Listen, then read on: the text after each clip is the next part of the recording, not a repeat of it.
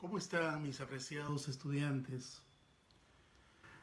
Me da mucho gusto iniciar esta nueva semana con este reto importante donde el maestro presente desde su casa y con esta gran tarea de que la educación y la formación, a pesar de estos momentos de gran dificultad, continúe.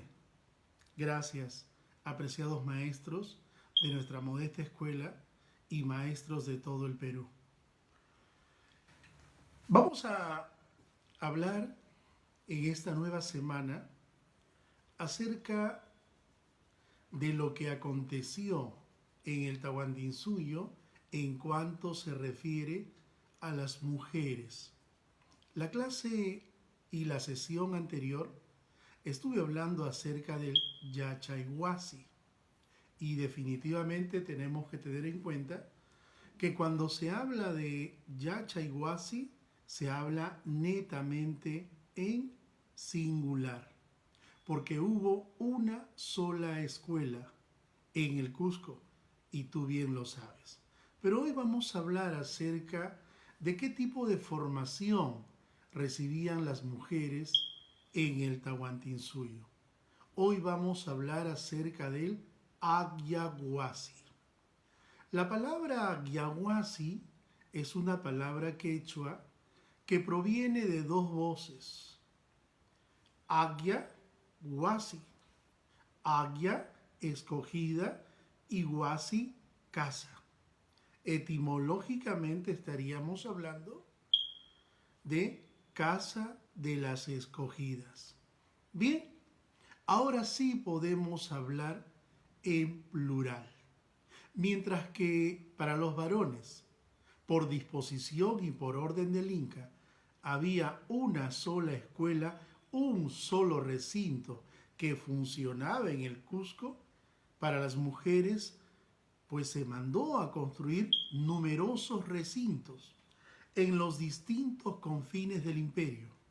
Estamos en Villa El Salvador y acá, muy cerca, en Pachacámac, ingresando a Lurín, ahí se construyó un recinto llamado Agyaguasi.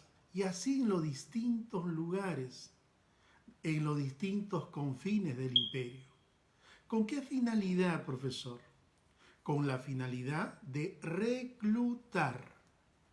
Reclutar mujeres. Pero para ser reclutada en un Agyaguasi o en los Agyaguasis, necesariamente habían dos requisitos de gran importancia.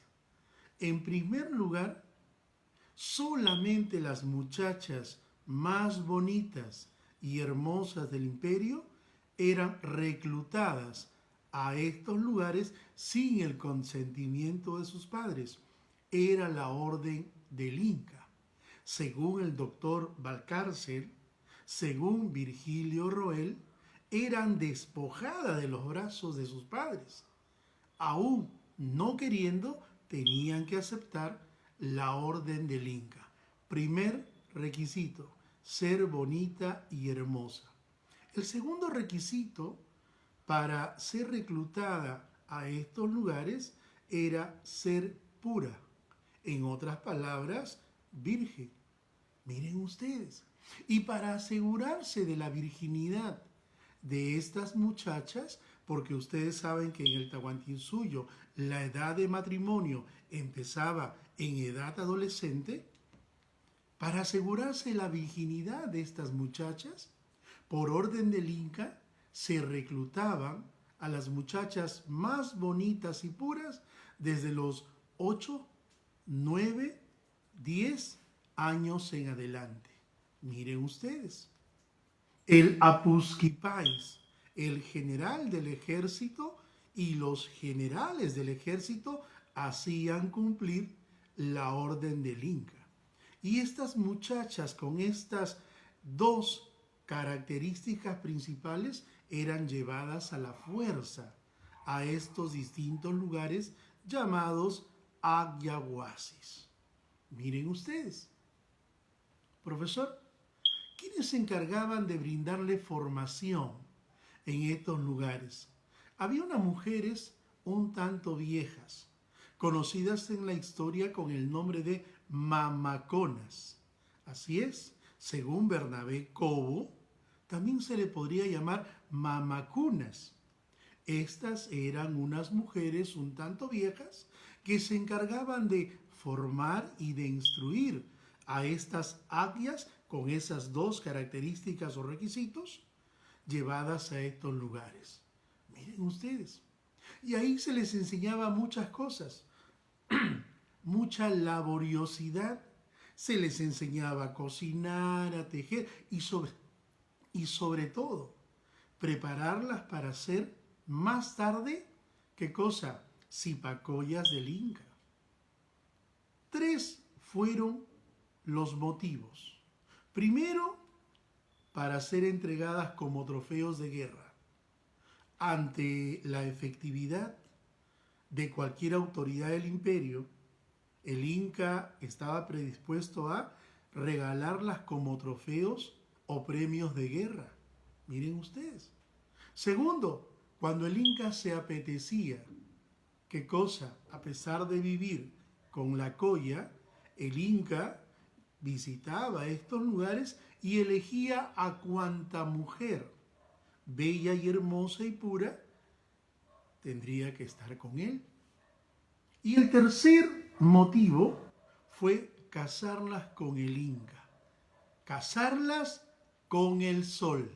Miren ustedes, casarlas con el sol, o sea, esto quiere decir este grupo de agias van a permanecer puras y vírgenes hasta la muerte. Y a estas, según Bernabé Cobo, se le conocen con el nombre de las vírgenes del sol. Ojo, pero ¿quiénes eran estas seleccionadas para casarlas y matrimoniarlas con el padre de los incas? Todas aquellas que eran familiares del Inca, consanguíneos o pertenecientes de repente a la nobleza. Miren ustedes. Algo importante. No solamente era requisito también ser bonita, ser pura, sino podía ser perteneciente al pueblo, perteneciente a la nobleza. Lo importante era ser bonita y pura. No interesaba clase social en el imperio. Pues bien, estas mamaconas se encargaban de formarlas y prepararlas más tarde para ser entregadas como trofeos de guerra.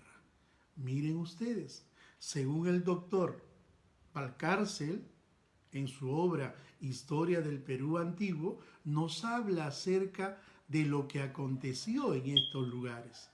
El Inca ordenó, para que estas muchachas no se escapen, ordenó a todos sus soldados que custodiaban y vigilaban desfigurarlos. Miren ustedes, todos los soldados habían sido desfigurados. Miren, de la nariz se les arrancaba los labios. Cosa que así el Inca decía, con esto las agias se van a espantar y van a tener miedo a estos soldados. Pero dicen que para el amor no hay barreras. Algunas, a pesar de que estos soldados tenían el aspecto físico como lo estoy expresando, pues se ilusionaban y se enamoraban. Y producto de esto, pues ellas quedaban embarazadas. Otras eran tomadas violentamente, una agresión sexual. Producto de A y B, traían al mundo nuevas criaturas. El Inca, a través de la mamacona, se enteraba de esto y le decía, trátenla con singular consideración. La agya embarazada, durante esos 9 meses, era tratada muy bien. Muy bien. ¿Qué pasaba con el causante, con el soldado que embarazó a esta agya? Según Bernabé Cobo, según Valcárcel, dice que este soldado pues era castigado, atado de brazos y colgado en una viga. Y luego a este lo sahumaban con pancas de ají seco. Una vez fallecido lo descolgaban y su cuerpo era hecho picadillos y lo arrojaban al campo como cosa maldita. Pasaban los 9 meses la Adia daría a luz. Si era una bebé, si era una niña, la recién nacida, bien, reemplazaba a su madre. Porque a su madre, ¿qué pasó, profesor? La enterraban viva.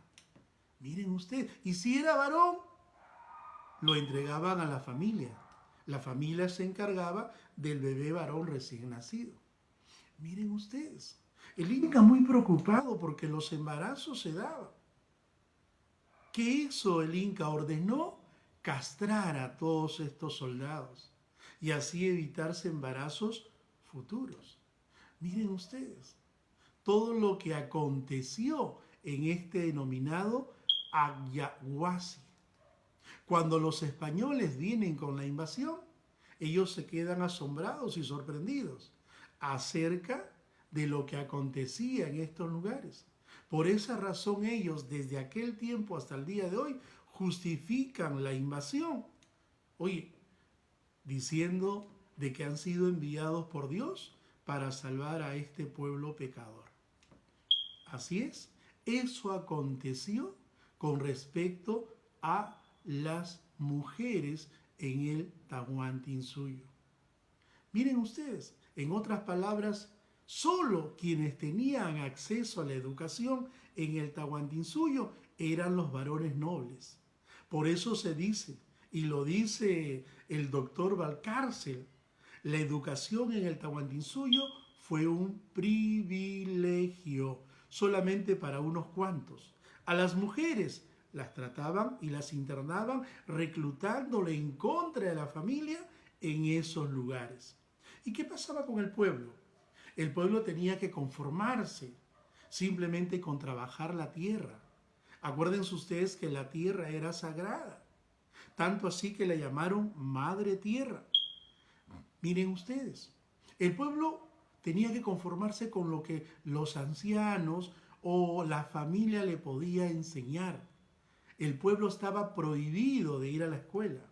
Eso nos da a entender qué cosa, que el Inca no quiso definitivamente que el pueblo no vaya a la escuela. ¿Por qué razón? Porque yo estoy bien seguro, y tú también, si el pueblo hubiese ido a la escuela, la historia hubiese sido distinta. No le hubiese hecho caso al Inca. El Inca era respetado y obedecido. No había nadie, escúcheme bien, quien se oponía o contradecía la orden del Inca. La educación popular estaba a cargo de la familia. Solamente, repito, se educaba la nobleza. Por esa razón se dice que la educación en el Tahuantinsuyo fue un privilegio. Queridos estudiantes, público en general, muchas gracias por esta sesión. Acuérdese siempre, yo me quedo en casa. Buenas tardes.